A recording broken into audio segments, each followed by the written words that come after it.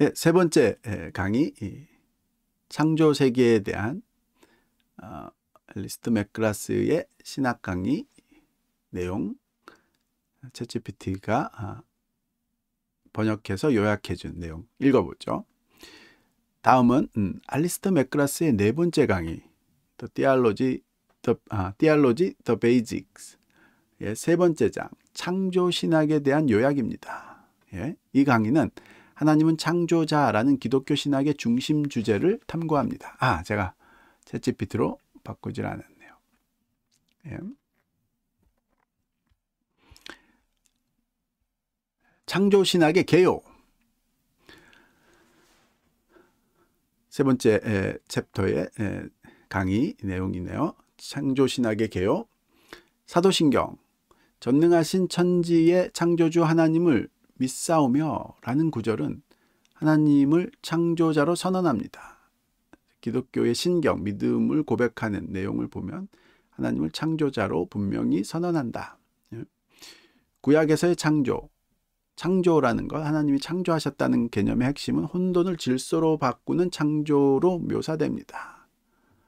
이 부분 재밌네요. 보통은 이제 무에서 유를 창조하셨다라는 것을 강조하는 그런 면이 있었다면, 이분은 혼돈을 질서로 바꾸는 그 개념이 이제 창조의 중심적인 개념이다, 이런 뜻이겠죠.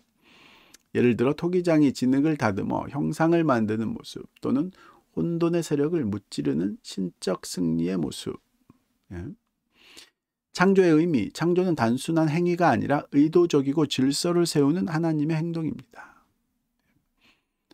하나님이 세상을 창조하셨다라는 말을 들으면 혼돈에서 질서를 창조해 내셨다라는 것을 먼저 떠올리도록 해주는 거죠. 이 부분은 조금 이제 전통적으로는 무에서 하나님이 유를 이끌어내셨다라는 개념이 더 강조되는 면이 있는데, 이 부분은 이제 혼돈에서 질서를 이끌어내셨다라는 면을 강조하는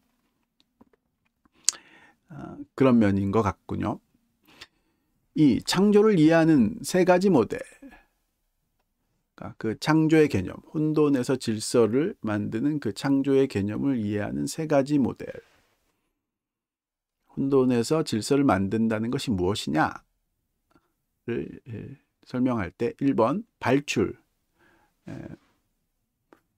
애니메이션, 발출이라는 개념으로 설명을 한다.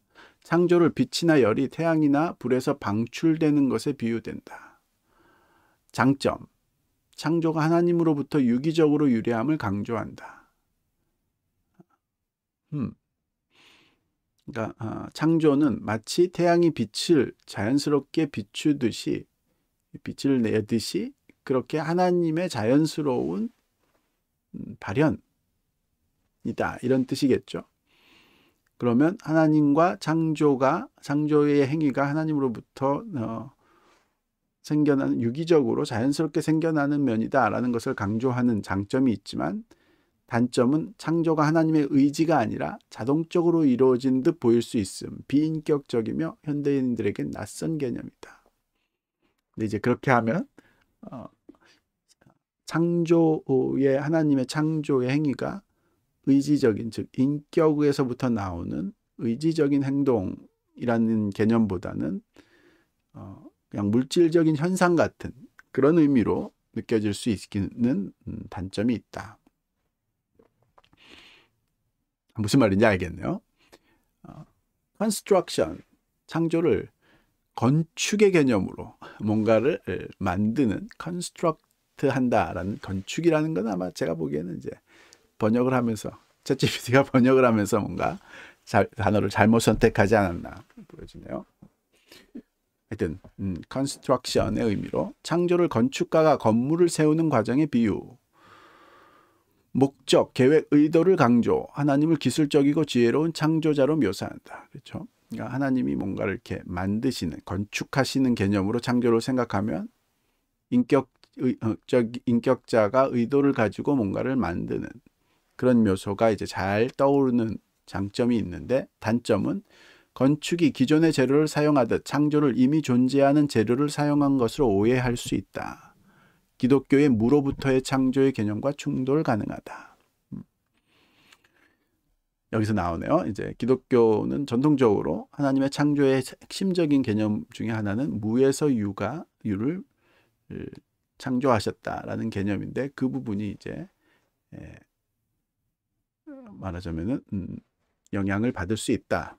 그 부분이 충돌할 수 있다. 그런 면에서 이제 뭔가를 하나님이 인격자가 뭔가를 만드는 모습으로 창조를 이해했을 때 생겨나는 그런 단점이다. 이 부분도 재밌네요.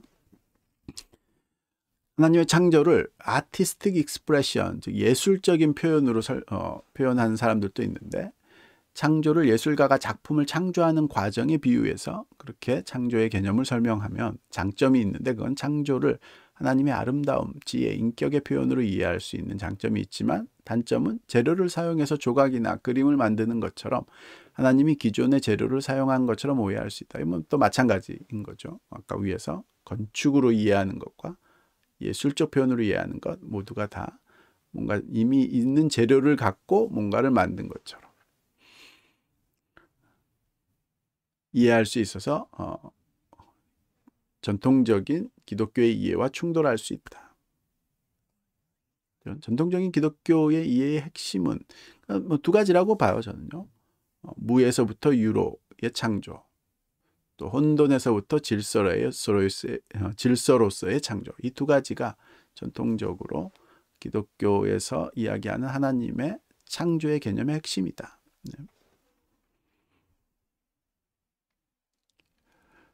창조신학의 핵심 주제, 하나님이 창조하셨다라는 것을 통해서 뭐를 이야기하려고 하느냐, 그 내용, 그 핵심 주제로서의 내용은 첫 번째, 기원. 세계는 우연히 생겨난 것이 아니라 하나님의 의지로 창조되었다라는 말을 하려는 것이라는 거죠. 두 번째, intentionality, 의도. 창조는 하나님의 계획과 목적을 반영하는 것이다. intention이라는 의미로요. 의도라는 의미. intentionality. 즉 하나님의 창조는 하나님의 의도가 반영된, 즉 하나님의 계획과 목적이 반영된 그런 요소이다. 의미, signification. 창조는 창조를 가리키는 표지판 역할을 하며 하나님의 지혜와 아름다움을 드러낸다. 로 시편 19편에 하늘이 하나님의 영광을 선포하고 궁창이 그의 손에서 하신 일을 나타내는도다. 이런 이제 시적인 표현들이 창조는 창조자를 가리키는 표지판 역할을 한다. 그러니까 창조 세계가 하나님을 가리키는 표지판, 즉 상징적인 의미로 하나님이 자신을 드러내는 역할을 한다. 아까 하나님에 대해서 설명할 때 애널러지, 비유적인 설명이라는 말씀 드렸는데, 그런 거죠. 하나님이 자신을 창조 세계를 통해서 비유적으로 설명하고 계신 것이다. 이렇게 보는 면이 있는 거죠.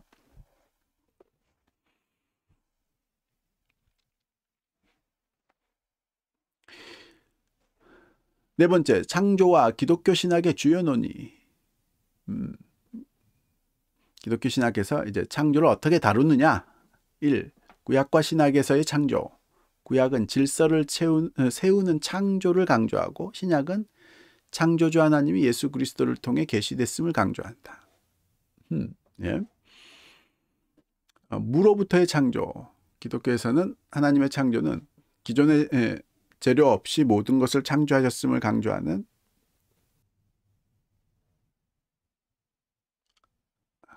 인터넷 상황이 좀 좋지 않나요?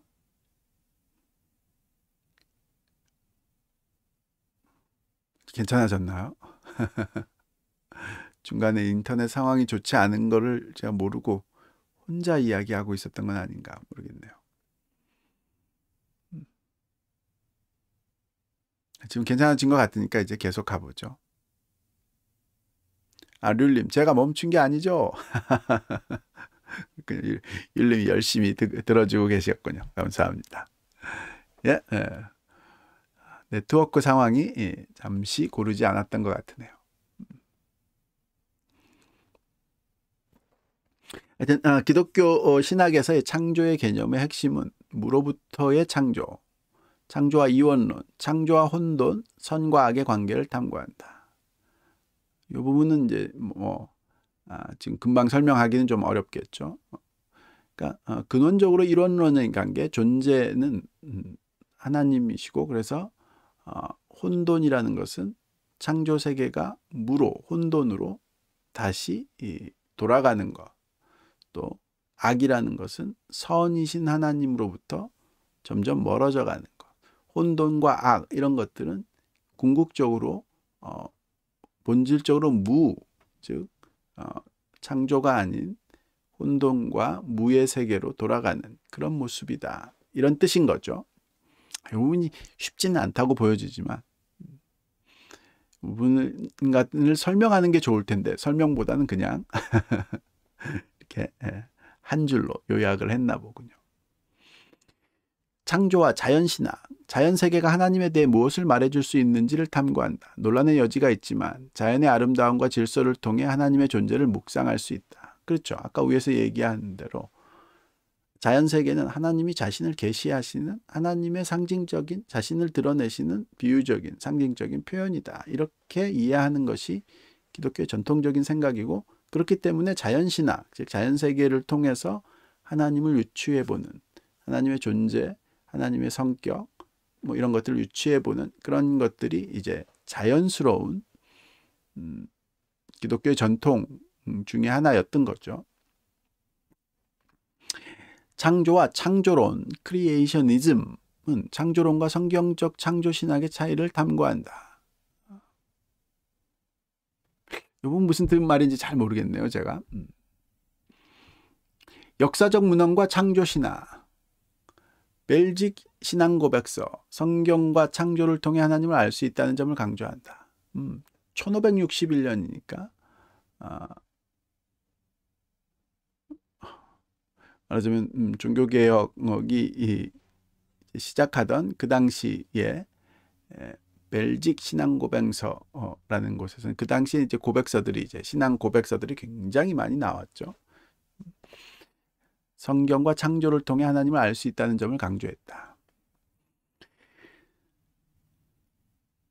말하자면은 기독교에서는 신앙 고백 속에 창조를 통해서, 창조 세계를 통해서 하나님을 알 수 있다라는 신앙 고백을 한 사람들이 많다. 이 말을 하고 싶은 것 같군요. 6. 결론. 창조 신학은 하나님이 의도적으로 세계를 창조하셨으며 창조된 세계는 하나님의 아름다움과 지혜를 반영한다고 가르칩니다. 즉 창조 세계를 통해서 인격적인 하나님의 존재를 우리가 유추해서 볼 수 있다. 이런 뜻인 거죠. 이 장은 창조를 다양한 관점에서 탐구하며 기독교 신학에서 창조가 지니는 신학적 실천적 의미를 설명합니다. 예. 다음 강의는 인간과 창조의 관계에 대해 다룰 것입니다. 그렇군요. 또 이제 한 강의를 더 해봤는데 잠깐 쉬어볼까요, 그럼요?